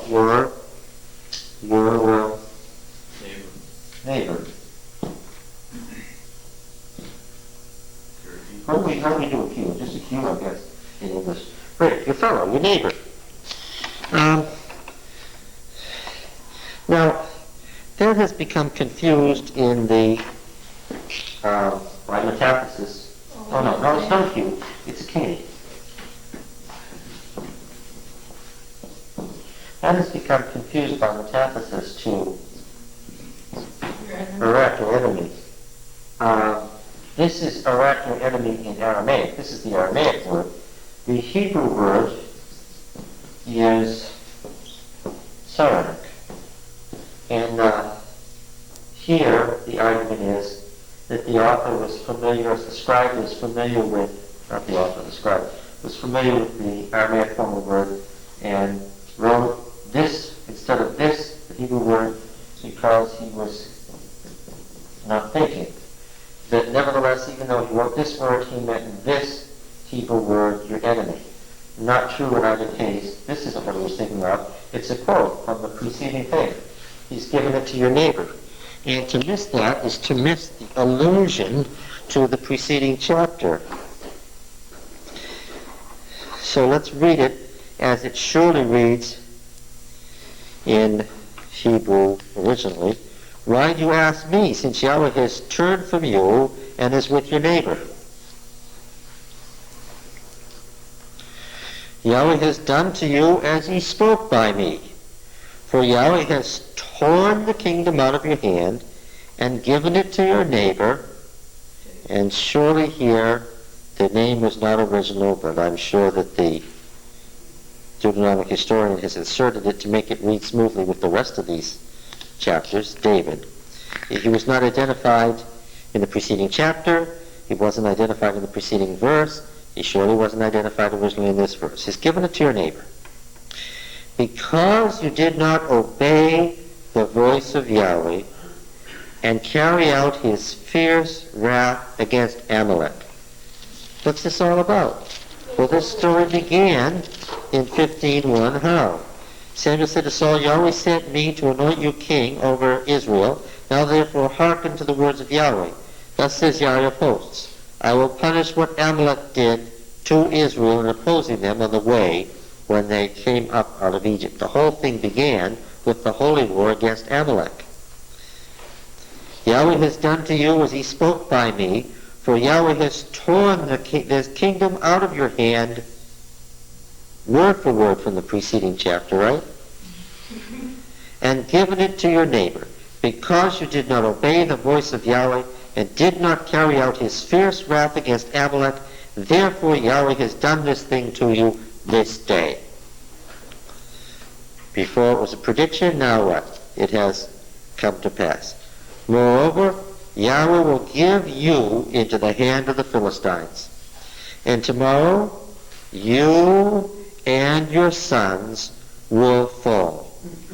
Yahweh will give the army of Israel also into the hand of the Philistines. Why does the army deserve to get given into the hand of the Philistines? Because, they were the ones who were involved in the swooping, as it says, on the spoil of the Amalekites in the preceding story. They share with Saul in this guilt, and therefore what? They will be destroyed with him. So what's the source of this divination? What do you mean, what's the source of it? There's no divination here. This is the prophetic word being spoken. What did Saul want by the divination? What did he hope to achieve? To know his victory over the Philistines. He wanted God to change the word he had pronounced through Samuel. And instead of a change, what's he got? An even stronger confirmation. It's just what I said, and it's happening when? Not tomorrow. What not tomorrow? What word should you have said? End of 18. This day. This day. Boy, what time is it? It's night. So you tell me about time. So it is this evening. Yeah, why? Why is that? Evening in the morning. That's right. It's already the day of Saul's death. A translation, verse 19 says, "And tomorrow you and your sons will be with me," but you can't say. It's, well, you didn't read any commentary, I can tell. We're not going to read the corrupt Masoretic text. We're going to read the best evidence we have, right?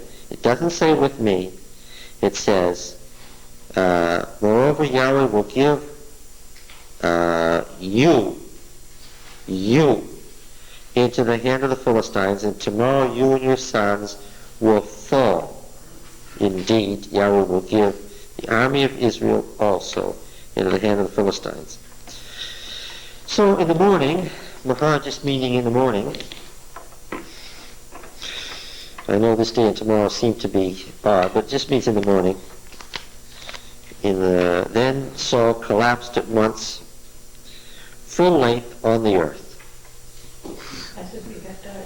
Yes, because after all, what does this prophetic word do? Yes, it kills him a little, doesn't it? Is he further from death or closer to death? Is he more a dead man now? We look at the person and they've had cancer for the last 8 months and we say what? He's already what? He's already a dead man, right? When you looked at Saul here, collapsed full length on the earth, what is this intended to be? Yeah, well, it's a partial dying.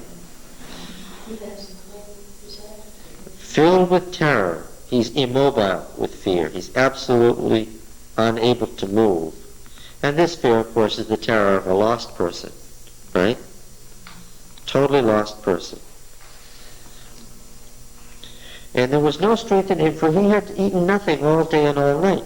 Well, why? Because he'd been fasting prior to the battle. He had been consulting Urim and prophets, and it was a battle. It's a holy war. What do? You don't eat. He's been fasting. Oh, huh? Well, he's fasting because he's hoping that what? Yes. Talk about a hopeless situation. The woman came to Saul when she saw that he was terrified. She said to him, "Behold, your handmaid has hearkened to you. I have taken my life in my hand and have hearkened to what you said to me. Now therefore you also listen to what your handmaid says. Let me set a morsel of bread before you and eat, that you may have strength, so you go on your way."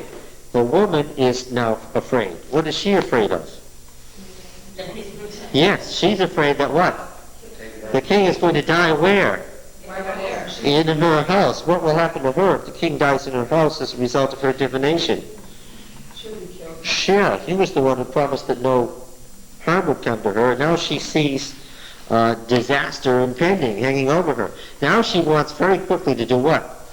Get some food into him and what? Get him away. Yes. He refused and said, "I will not eat." But his servants together with the woman urged him, and he hearkened to their words. So he rose and sat on the couch. The woman had a fatted calf in the house. She quickly killed it. She took flour, kneaded it, and baked it into unleavened bread, and put it before Saul and the servants, and they ate, and they rose and went away that night. What's the next verse?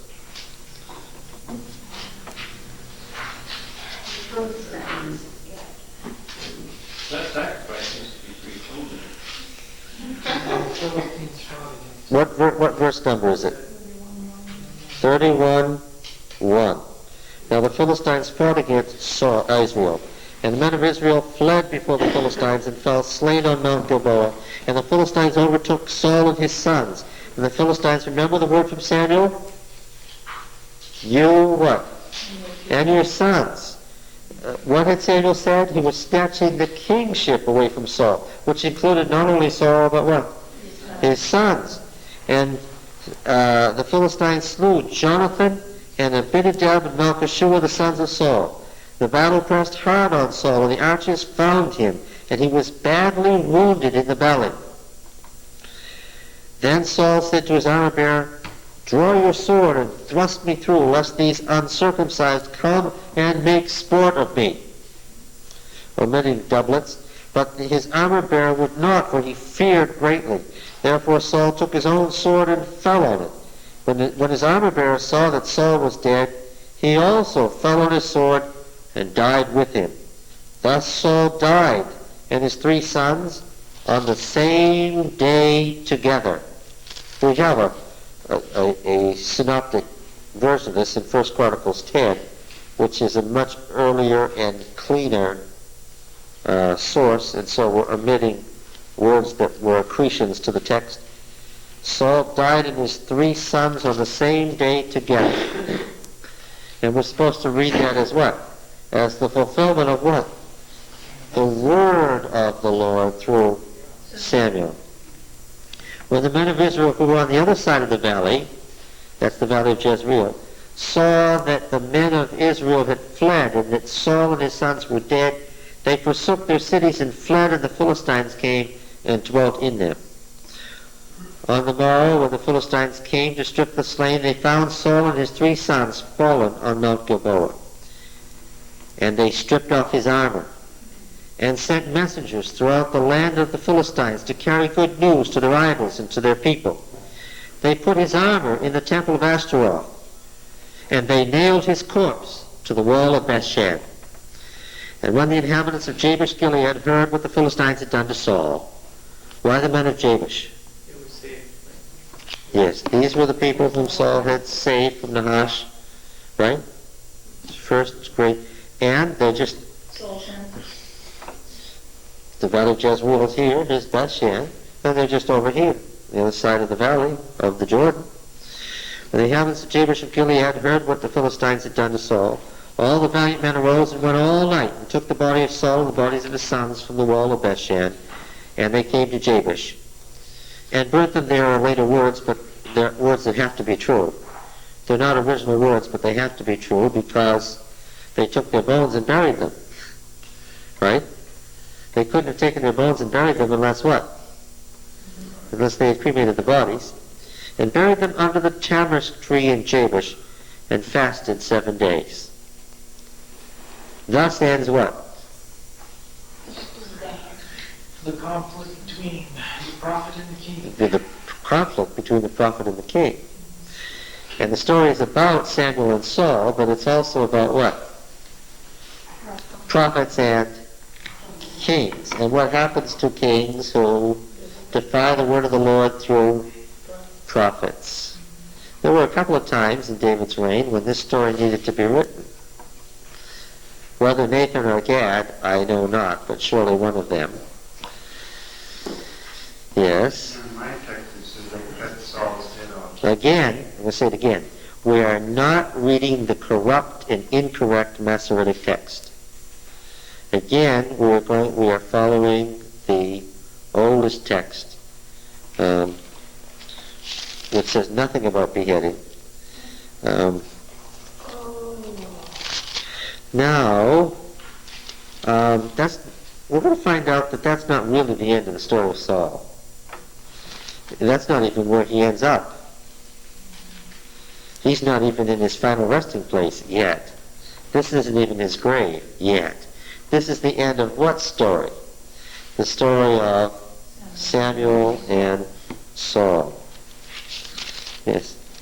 And the story of Samuel and Saul, right? Part of that story occurs after Samuel's death. Yeah. Could you analyze the definition a little bit for me? No. It was Samuel. That's all we need to say. He pronounced the word of the Lord properly. The prophetic author is emphatic about this. Is everybody clear on that?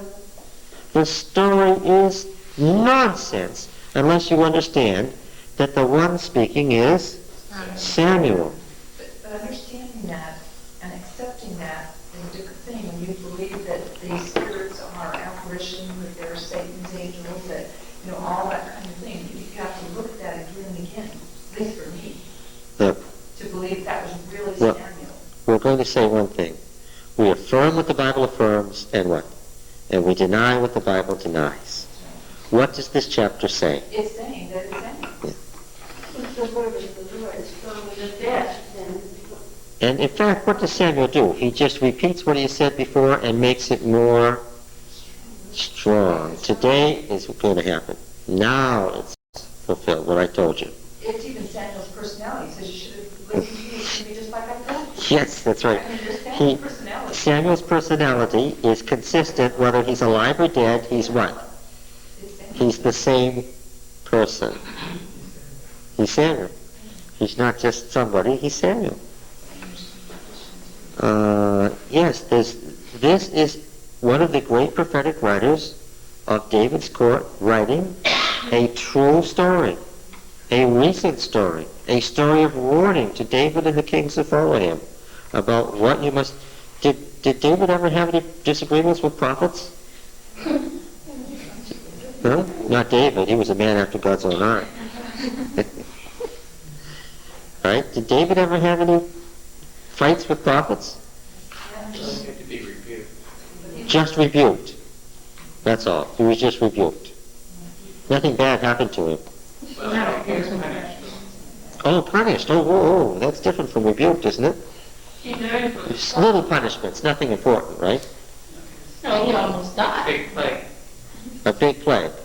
Oh, that was that wasn't serious, was it? Lost his empire, was driven from the throne several times, lost 4 of his beloved sons. And you say he had to be rebuked? He lost another son too, girl. Yes. He was penitent and just Saul was. The question might be, was this cycle of stories effective with David? What's the answer? Yes, it was effective. Yeah, the difference between David and Saul is stated here. Twice. I'm giving it to your counterpart who is what? Better than you.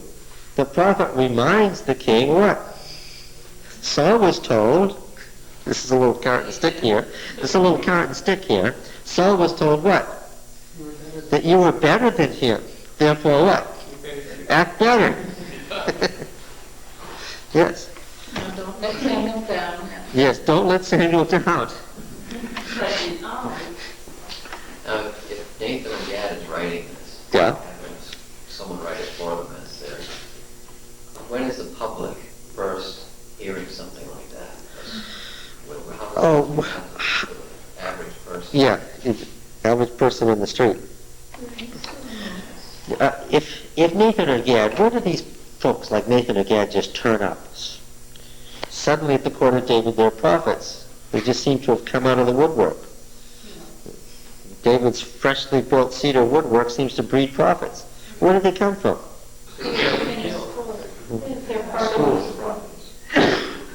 They are Samuel's what?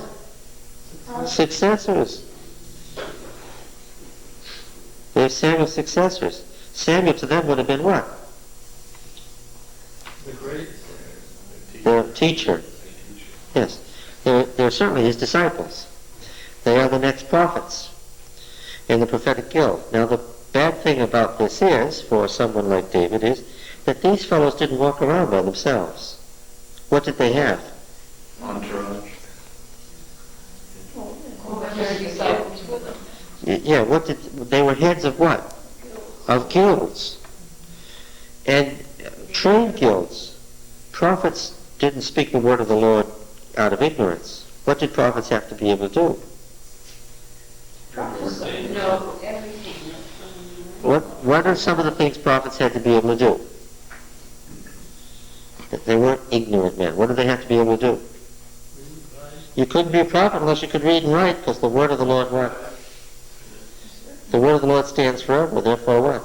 They reduced it to writing why? Because it was permanent. They had to read and write. And what did these prophetic guilds produce?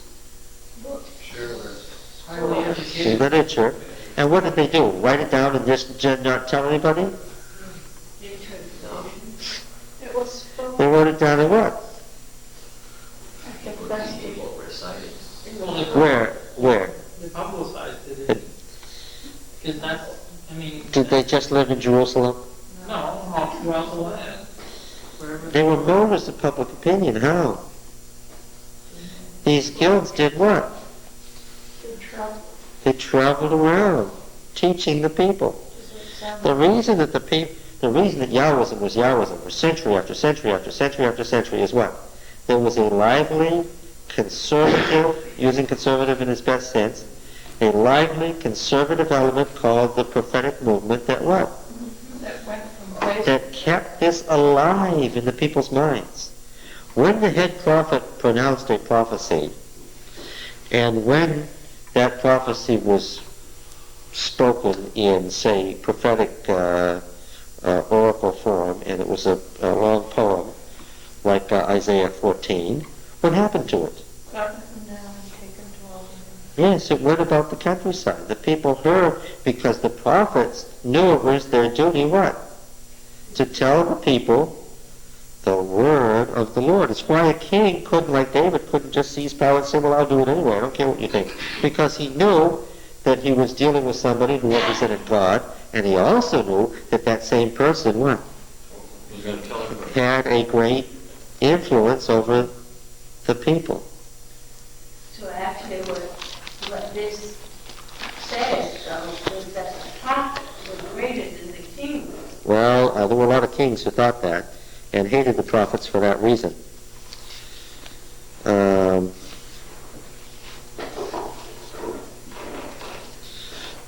Yeah. Do you know what Isaiah told Ahaz? Verse 8:16. Isaiah 8:16. He was so disgusted with Ahaz, so frustrated with Ahaz, so angry with Ahaz, that he said this in Isaiah 8:16. Bind up the testimony and seal the teaching among my disciples. What did he say to the king? I'm so sick of you and the position you've determined to follow. You won't listen to the word of the Lord. I have had it. What? I'm not even going to speak the word of the Lord to you or to your people anymore. What? Seal it up among my disciples. They'll know the word of the Lord and what? And you won't. You don't want me to tell you the word of the Lord? Fine, I won't. I'll tell my disciples that's it. Why was that a curse on the king? He's cut off from God like Saul. What was Isaiah threatening him? What was Isaiah threatening him with? You don't like the word of the Lord? Find out what happens to you when you don't get the word of the Lord. Right away, who do you think of? Saul. You think of Saul. That was intentional. Yeah. And it even says himself to be with the I still need to have cleared up in Samuel 28, 28. 1 Samuel 28. The prophet Samuel arose from the dead and spoke the word of the Lord. The prophet Samuel. Not to Saul. That's the What? To the medium, not to Saul. Oh, there's no hint on the part of the prophetic author that the medium didn't act honorably. She acted honorably. The word of the Lord, what she heard Samuel say, she spoke word for word without any alteration. But it doesn't say Saul heard Samuel say that. No. That's The, wrong. the medium was the medium. That's what a medium is. But it was Samuel. Why does it state then that when she came back, she found him as lying there dead? She didn't go anywhere.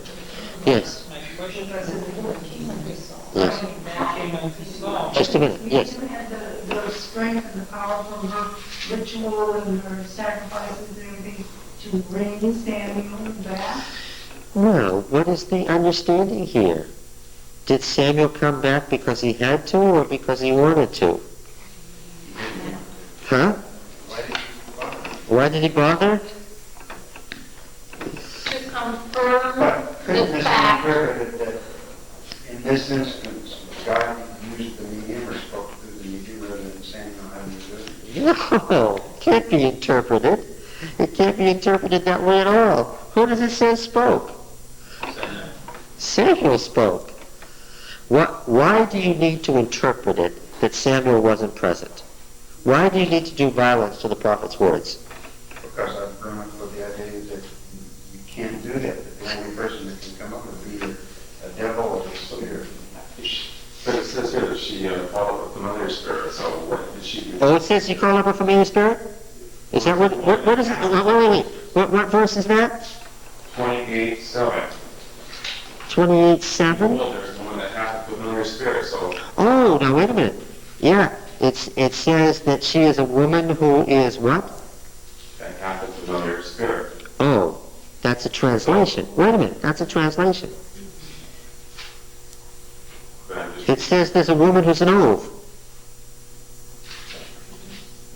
well, it seems to me that she would not be familiar in conjuring of the spirit of a, Well, what is an oath? I don't know, what Oh, wait a minute. Now, we've been talking about this for 2 hours. What is an oath? A departed spirit. A departed evil spirit? No. A what? Spirit of what kind of a person? it is. A dead person. Well, doesn't spirit mean life? Yeah. Because these shades are what? The remnants of life. Yeah. They're, how strong are they? Very Very weak. But what? They're there. Yeah. So you read into the text on the basis of a translation something it doesn't say. And what are we trying to do in exegesis? Just read past that. Get out of it what it says without what? Interpretation. Without reading into it what? Now, does the prophetic author like or dislike the fact that Saul has consulted this woman? The chapter is clear from beginning to end.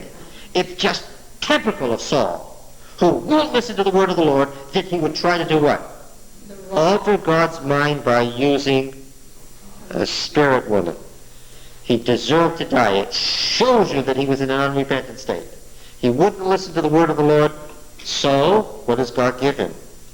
The word of the Lord from Samuel from the grave. He still gets the word of the Lord. The prophet is not gone because he's dead. Prophets are stronger than other people. They're less dead than other people. Don't you know that? Look, they had this poor fellow they were putting into his tomb when they saw this band of invading Moabites. And in terror, what did they do with the poor fellow's body? They happened to be near Elisha's tomb, so what did they do? They threw the poor guy's corpse into Elisha's tomb and ran off. And that